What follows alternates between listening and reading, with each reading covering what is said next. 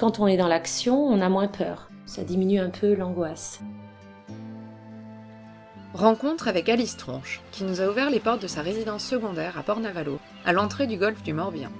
Cette institutrice de la région parisienne passe ses vacances en Bretagne depuis 15 ans. Au bord de l'océan, elle se rend compte à quel point le dérèglement climatique a des impacts sur le milieu marin. Pour faire face à l'inquiétude que ça génère, elle compte bien agir pour protéger au mieux l'environnement, depuis Paris comme ici en Bretagne. Écoutons.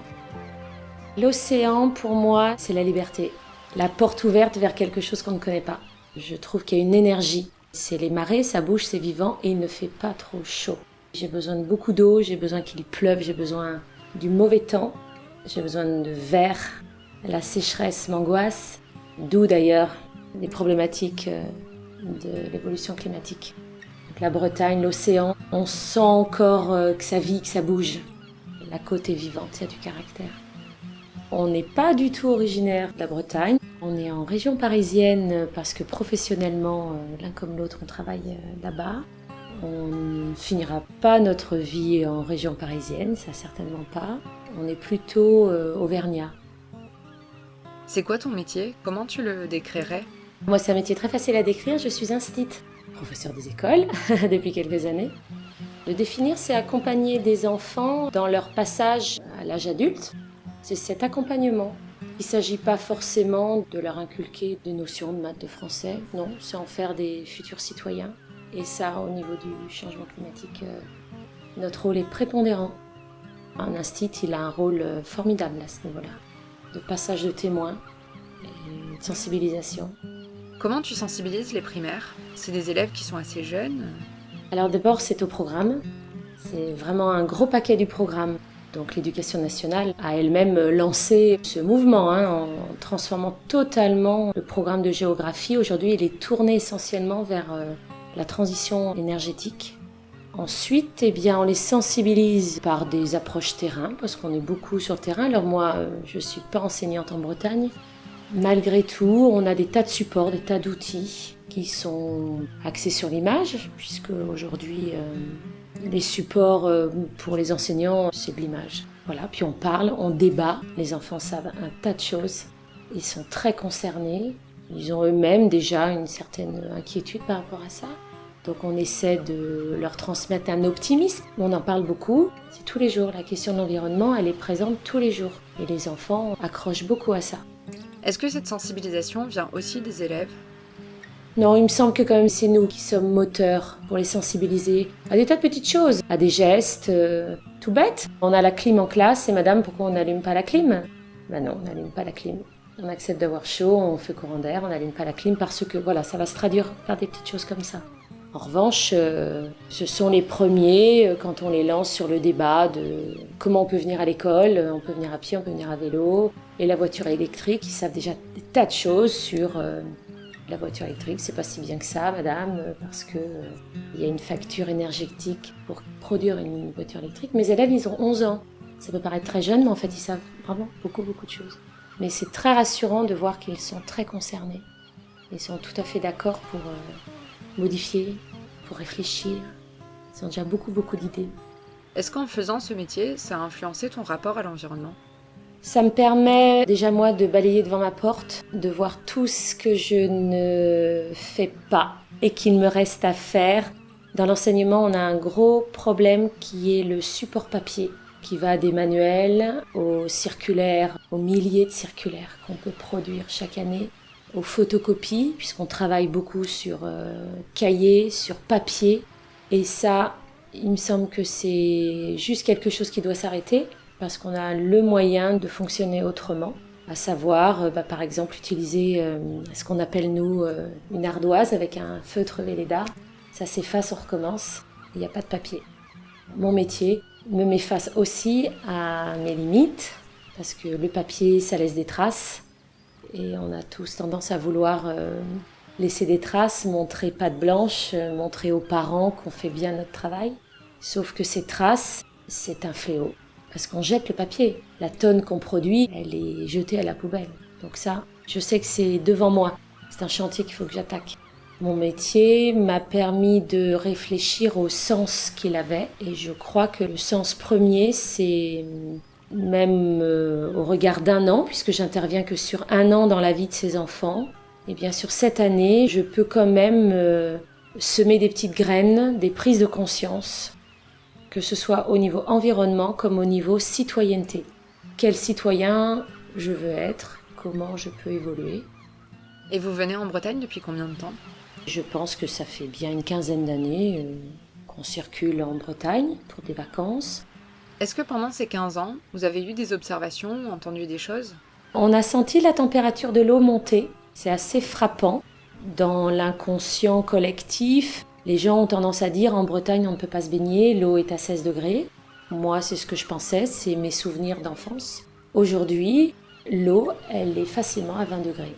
J'ai le souvenir d'une première page du Télégramme, il y a 2 ans, qui titrait « 22 degrés à Brest ». L'eau à 22 degrés à Brest.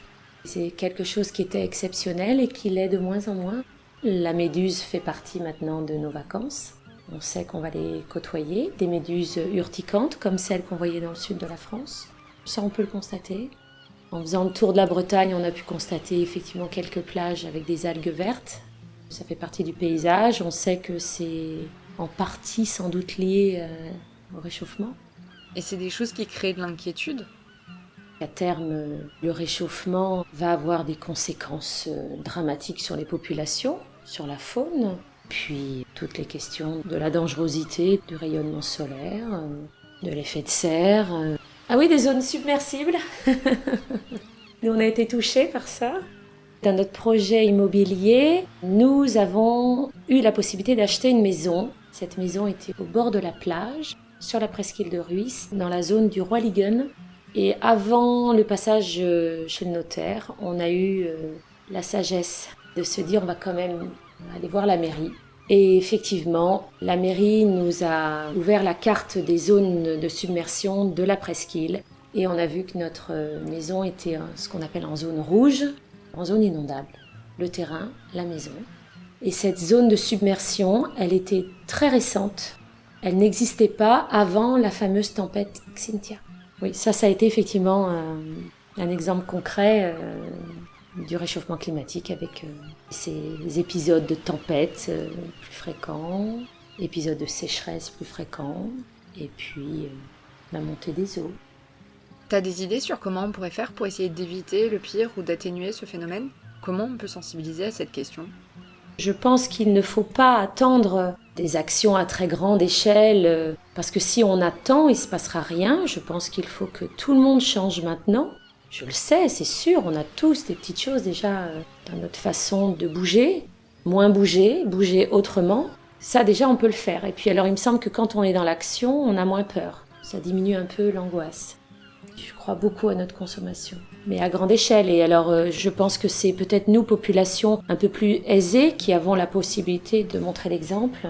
On a les moyens peut-être de dépenser autrement. C'est vrai que c'est souvent un coût de dépenser mieux. Que ce soit dans notre alimentation, fonctionner en circuit court, localement, diminuer le plus possible ses déplacements. Qu'est-ce que tu penses de la place qui est accordée à l'océan dans la société ou dans les discussions politiques ?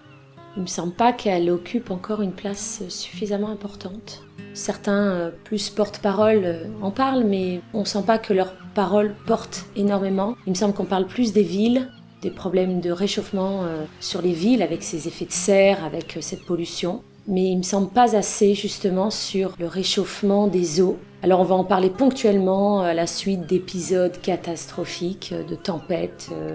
Dans un avenir assez proche, avec la montée des eaux et le déplacement des populations, ça va être un vrai sujet, mais actuellement, c'est pas un sujet encore très très présent. Mais on voit bien qu'on réagit souvent dans l'instant présent. Quand quelque chose de grave nous affecte, là on est capable de bouger ciel et terre. On l'a vu avec ce virus. Effectivement, j'ai l'impression que lorsqu'on sera devant le fait accompli de la montée des eaux, là oui, on va se bouger. Comme c'est peut-être à 10 ans, à 20 ans, on ne sent pas que ça fait partie du discours général. C'est encore l'apanage de certaines associations, mais les politiciens, justement, ne l'ont pas encore intégré dans leur discours. Est-ce qu'il y a un événement en lien avec l'océan qui t'a particulièrement marqué au cours de ta vie ? C'est d'abord le déplacement des populations animales.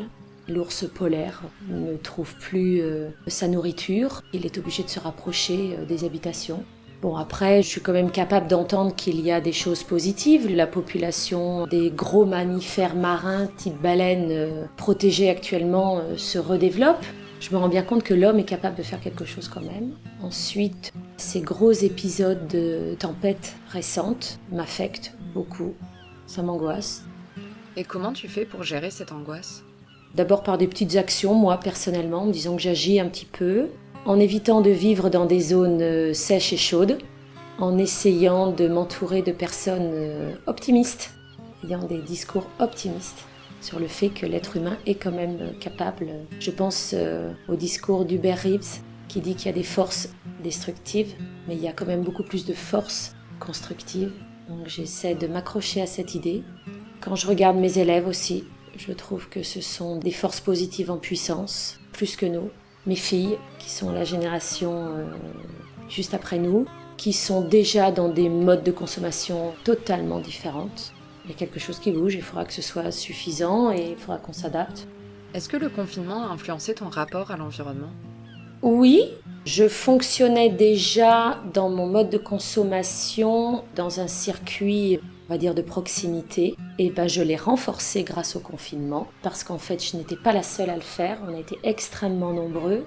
Et je pense qu'il y aura forcément un petit retour en arrière, mais il restera quand même une partie de cette population qui a expérimenté ça et qui continuera. Depuis que vous venez sur la presqu'île de Ruisse, vous avez eu vent de problématiques environnementales ? Il y a effectivement des problématiques. Côté artisans qui nous ont construit la maison, on entend qu'ils ont beaucoup de mal aujourd'hui à prévoir leur chantier parce qu'ils ont à faire face à des conditions climatiques toujours un peu exceptionnelles. Cette année, par exemple, les couvreurs ont eu beaucoup de mal à monter sur les toits des maisons parce que ça a été un hiver très tempétueux, avec beaucoup d'eau, beaucoup de vent. Et ils n'avaient pas à faire face à ça avant. Et inversement, ils ont eu aussi, pour beaucoup, les années précédentes, des épisodes de sécheresse. Donc on entend dans leur discours que cette année, ça a été compliqué de programmer. 4 ans pour nous d'expérience, c'est pas suffisant pour comparer encore, mais c'est un discours qu'on entend. Le dérèglement climatique affecte déjà bien des professions, dont certaines qu'on ne soupçonnerait pas. D'autres, comme les professeurs des écoles, constituent de formidables vecteurs de sensibilisation de la génération à venir. Face à l'urgence de la situation, il est essentiel de se mobiliser à tous les niveaux, à chaque âge et dans chaque corps de métier, pour ensemble agir et réagir, diminuer notre empreinte carbone et s'adapter au mieux aux changements en cours. Merci d'avoir écouté cet épisode de Radio See the Future, le podcast où les relations humains-océans prennent toute la place. À bientôt sur sailinghirondelle.com pour une prochaine rencontre.